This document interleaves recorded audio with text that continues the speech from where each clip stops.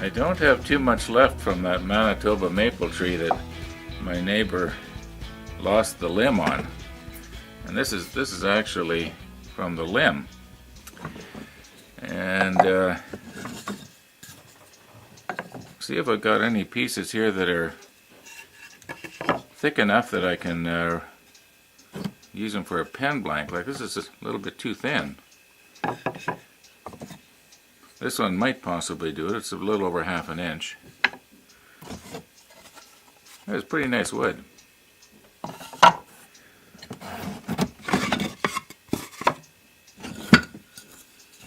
This one might do it. That's probably 5/8 or a little better.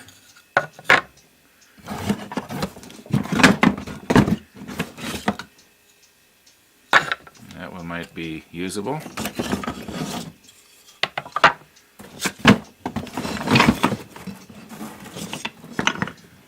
Okay, that's aspen.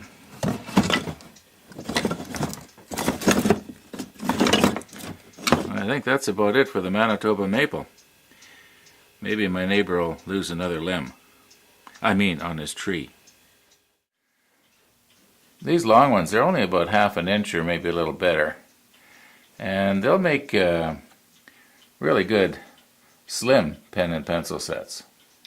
This one here is bordering on an inch, 7/8 anyway. Well, I could use that to make like a carpenter's pencil. This one here, I could probably make a cigar pen and pencil set. Anyway, let's cut this up and see what we can do.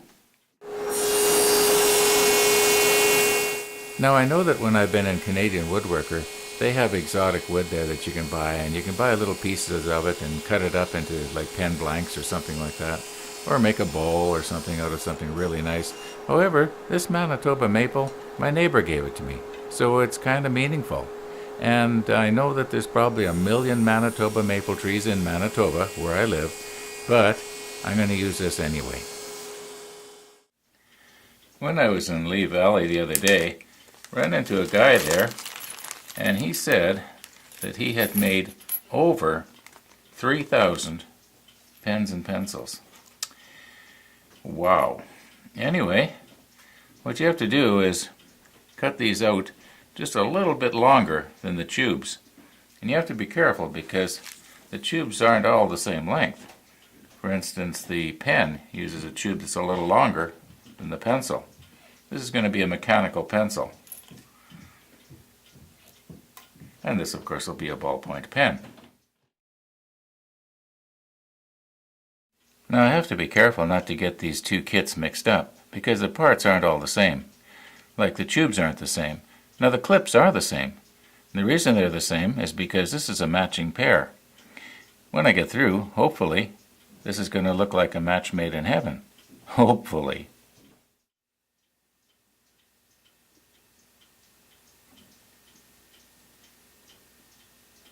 Okay, I'm set up now to cut a whole bunch of these, at least for this tube length.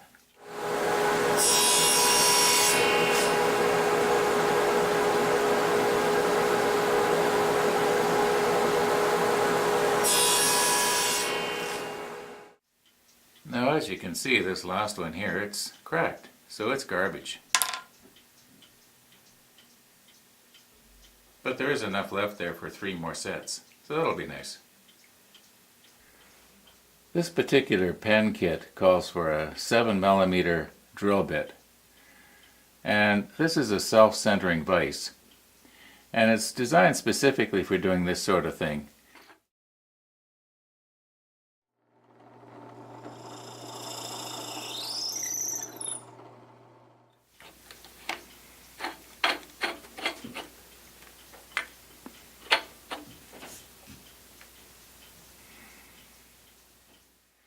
Now you'll notice that the holes basically started in the center of the square.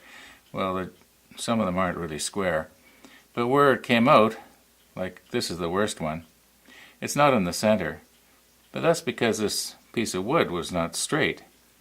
But I knew that was going to happen. I wasn't too worried about it. You'll see once I put it on the lathe that that doesn't really matter.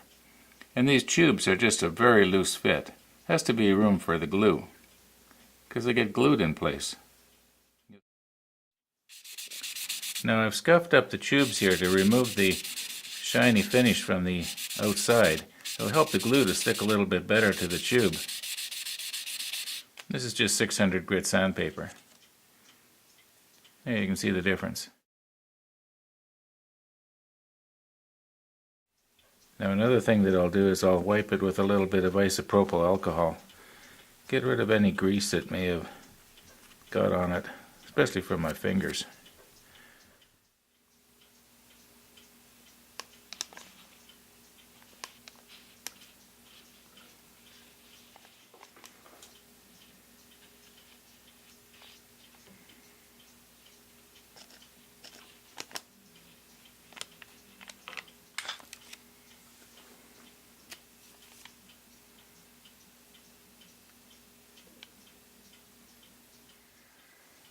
This is called a pen mill. The idea is it's supposed to mill the ends of your blanks right down to the place where it actually starts touching the brass tube.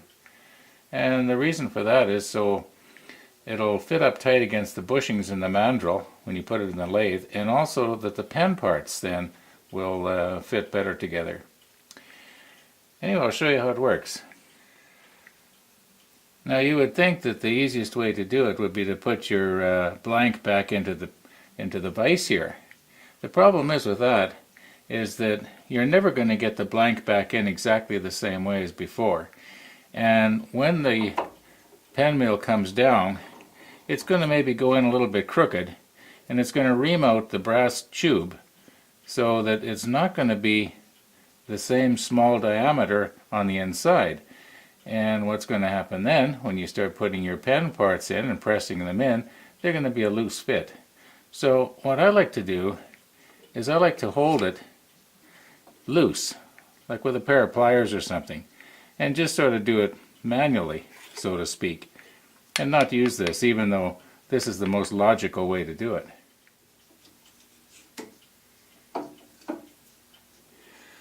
Okay, I know this probably really looks funny, but at least doing it like this, I don't risk going too far and ruining those brass tubes. I do have extras in case I do, but still, it's a lot of extra work for nothing.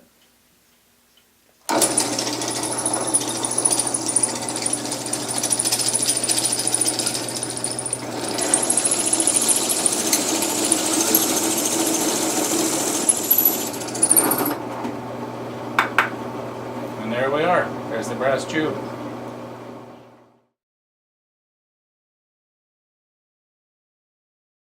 Now, depending on the pen kit, you have to pretty well always use a bushing or bushings in conjunction with the mandrel and the pen blanks. Now, in the case of the slim ballpoint pen or the slim pencil, it takes pretty well the smallest bushing that I've got. That's this one right here. I'll show you how they go on.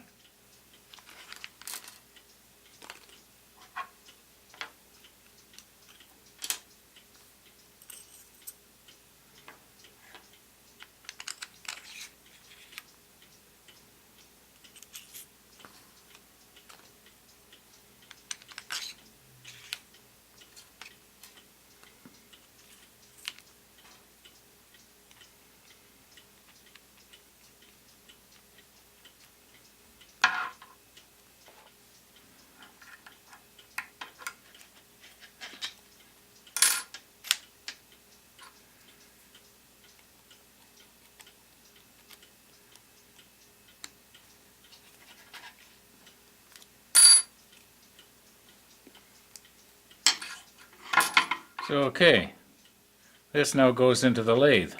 I'll sort of show you how it's going to go, but I think this video has pretty well come to an end.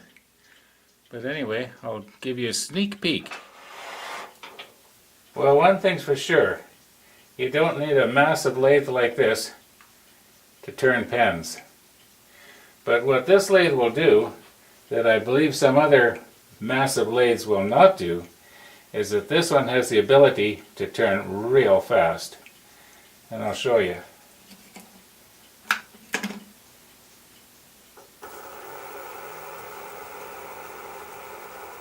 Okay, we're doing about 400 RPM, 410. But watch this.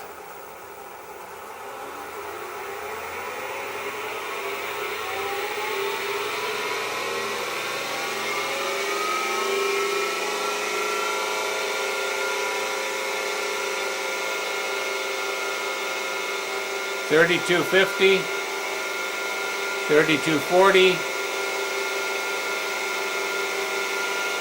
so $32.40. Now that's fast. So in the Manitoba Maple pen part 2, and by the way, there's only going to be a part 2. It's not going to be like those clock videos that just go on and endlessly on. In fact, I'm presently working on the mantle clock part 15. Anyway, we'll just have one more part on this pen and get it finished. And I hope this lathe can handle this big piece of wood here. Anyway, thanks for watching.